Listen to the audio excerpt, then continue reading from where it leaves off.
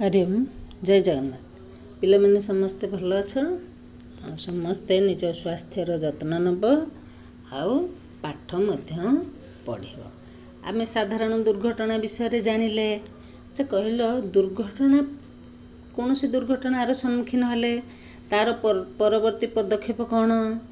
परवर्ती पदक्षेप है प्राथमिक चिकित्सा।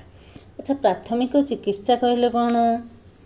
दुर्घटना परे दुर्घटनाग्रस्त व्यक्ति को उपयुक्त चिकित्सा पाए डाक्तरखाना नेबा पूर्वरु केतेक साधारण चिकित्सा करने को पड़ी थाए। यह प्राथमिक चिकित्सा कहा जाए। अच्छा, प्राथमिक चिकित्सा रो आवश्यकता कौन रही? कौन पे आमे प्राथमिक चिकित्सा करिबा? प्राथमिक चिकित्सा करिबा द्वारा व्यक्तिर कष्ट किछि परिमाण रे लाघव होई थाए आउ देह अधिक खराब हेबाकू देई न थाए। बेले बेले रोगीर जीवन मध्य बंची जाई थाए। अच्छा, प्राथमिक चिकित्सा आमे करिबा पई आम पाखरे किछि जिंस थिबा दरकार।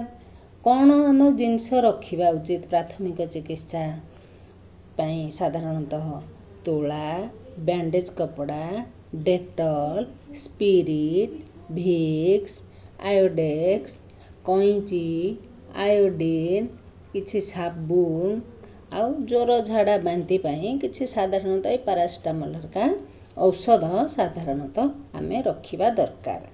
अच्छा, ये जेतिकी जिनिस मु कहिली ताकू आमे कोन करिबा ना गोटे डब्बारे रखिबा।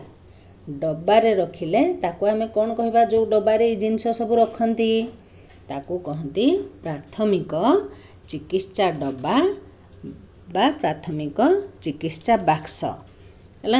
आकु आउ कोन इंग्लिश रे कहंती तुमे जानिछ? First aid box. अच्छा, ये फर्स्ट एड बॉक्स कोडी सब रहे?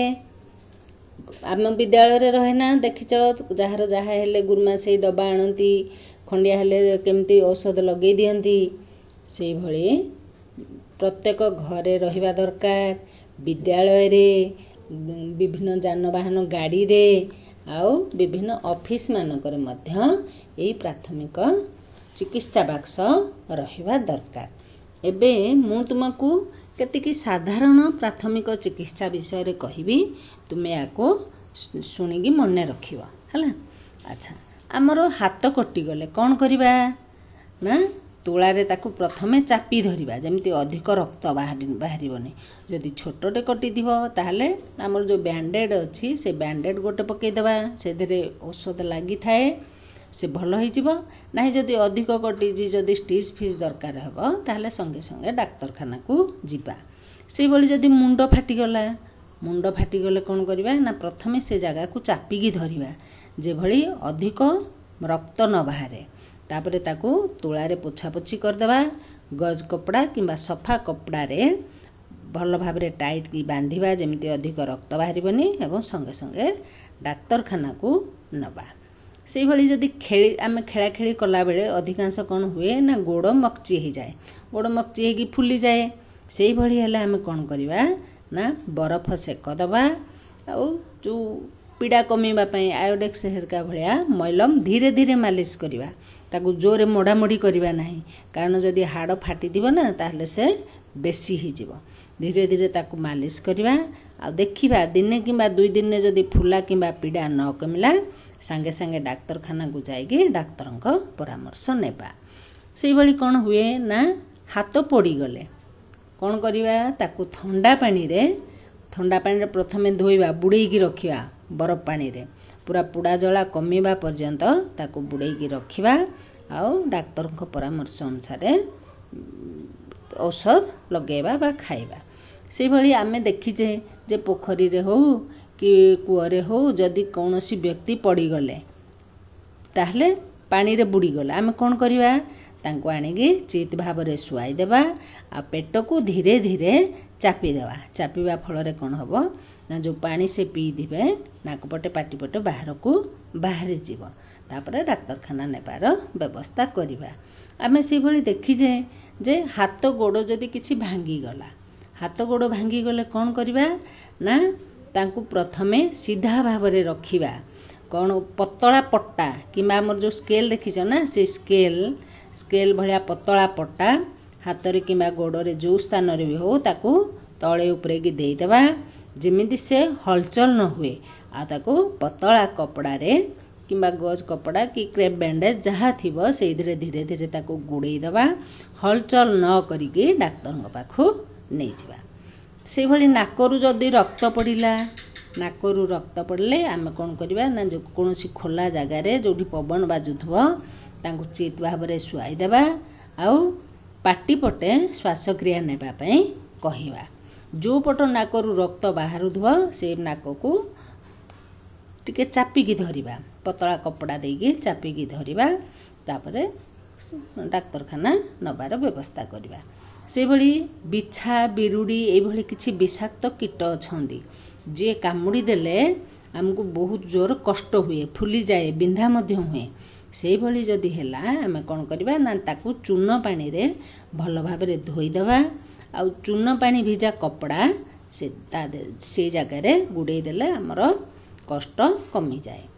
ଆହୁରି ମଧ୍ୟ କୁକୁର କାମୁଡ଼ିଲେ, ସାଧାରଣତଃ କୁକୁର କାମୁଡ଼ି ଦିଏ। କୁକୁର କାମୁଡ଼ିଲେ କ'ଣ ହୁଏ ନା ସାବୁନରେ ପ୍ରଥମେ ଘରେ ଯେଉଁ ସାବୁନ ଅଛି, ଲାଇଫବୟ ହେଉ, ଡେଟଲ୍ ହେଉ, ଯେକୌଣସି ବି ସାବୁନ ହେଉ, ସେ ଜାଗାକୁ ସାବୁନରେ ଭଲକି ଧୋଇଦେବା। ତାପରେ ସଙ୍ଗେ ସଙ୍ଗେ ଡାକ୍ତରଖାନାକୁ ଯିବା। ଡାକ୍ତରଖାନାରେ ଯେଉଁ ଇଞ୍ଜେକ୍ସନ୍ ଅଛି ସେ ଇଞ୍ଜେକ୍ସନ୍କୁ ନିଶ୍ଚିତ ନେବା। କୌଣସି ତୁକୁଡ଼ା ଚିକିତ୍ସା କରିବା ନାହିଁ, ଗାଉଁଲି ଚିକିତ୍ସା କରିବା ନାହିଁ। କାରଣ ଯଦି ଆମେ ଇଞ୍ଜେକ୍ସନ୍ ନ ନେବା ତାହେଲେ ଜଳାନ୍ତକ ରୋଗ ହେବ, ହେଲା। ତେଣୁ ନିଶ୍ଚିତ ଇଞ୍ଜେକ୍ସନ୍ ନେବା। ସେହିଭଳି ଯଦି ସାପ କାମୁଡ଼ିଲା, ସାପ କାମୁଡ଼ିଲେ କ'ଣ ହେବ ନା ପ୍ରଥମେ ସାପ କାମୁଡ଼ିଲା ବୋଲି ସମସ୍ତେ ଡରିଯାଆନ୍ତି। ପ୍ରଥମେ ଡରିବା ନାହିଁ, କିମ୍ବା ଯେଉଁ ବ୍ୟକ୍ତିକି କାମୁଡ଼ିଥିବ ତାଙ୍କୁ ସାହସ ଦେବା ଯେ କିଛି ହେବନି, ଆମେ ବିଜ୍ଞାନ ଯୁଗର ପିଲା, ଭଲ ହେଇଯିବ। ତେଣୁ ଆଉ ସେଇ ଜାଗାରୁ କ'ଣ କରିବା ନା ବ୍ଲେଡ୍, ସାଧାରଣତଃ ତୁମେ ଦେଖିଛ ବ୍ଲେଡ୍ରେ କାଟି ଦିଅନ୍ତି, ଚିପି ଚିପି ରକ୍ତ ବାହାର କରନ୍ତି, କିମ୍ବା ପାଟିରେ ଚୁଚୁମିକି ରକ୍ତ ବାହାର କରନ୍ତି। ସେଇଭଳି କିଛି ବି କରିବା ନାହିଁ। ଆଉ କୌଣସି ଅନ୍ଧବିଶ୍ୱାସର ବଶବର୍ତ୍ତୀ ହେବା ନାହିଁ। ଝଡ଼ା ଫୁଙ୍କା କି ମନ୍ଦିରରେ ନେଇକି ପକାଇବା, ଏସବୁ ଅନ୍ଧବିଶ୍ୱାସର ବଶବର୍ତ୍ତୀ ନ ହୋଇ ଆମେ କ'ଣ କରିବା ନା ପ୍ରଥମେ ସେଇ ଜାଗା ପୂର୍ବରୁ ଗୋଟେ ପତଳା କପଡ଼ାରେ ବାନ୍ଧିଦେବା। ଆଉ ଯଦି ଗୋଡ଼ ହେଇଛି ତାକୁ ସିଧା ଭାବରେ ରଖିବା, ହାତ ହେଲେ ହାତକୁ ଝୁଲେଇକି ରଖିବା। ଆଉ ସେଇ ସମୟରେ ତାଙ୍କୁ ଚାଲିବାକୁ କିମ୍ବା ଦୌଡ଼ା ଦୌଡ଼ି ଖେଳାଖେଳି କରିବାକୁ ଦେବା ନାହିଁ। ସଙ୍ଗେ ସଙ୍ଗେ କ'ଣ କରିବା ନା ଡାକ୍ତରଖାନା ନେଇକି ତା'ର ବ୍ୟବସ୍ଥା କରିବା। ତାହେଲେ ସେ ସାପ କାମୁଡ଼ା, ବହୁତ ବିଷାକ୍ତ ସାପ କାମୁଡ଼ିଲେ ମଧ୍ୟ ଆଜିକାଲି ଭଲ ହେଇଯାଉଛନ୍ତି। ତେଣୁ କୌଣସି ଆମେ ଅନ୍ୟ ଚିକିତ୍ସା ନ କରି ଡାକ୍ତରଖାନାକୁ ନେବା। ଆଜି ଏତିକି ଜାଣିଥିବା, ପୁଣି ପରକାଳାଂଶରେ ଆମେ ଅଧିକା ଜାଣିବା। ବନ୍ଦେ ମାତରମ୍। ଭାରତ ମାତା କି ଜୟ।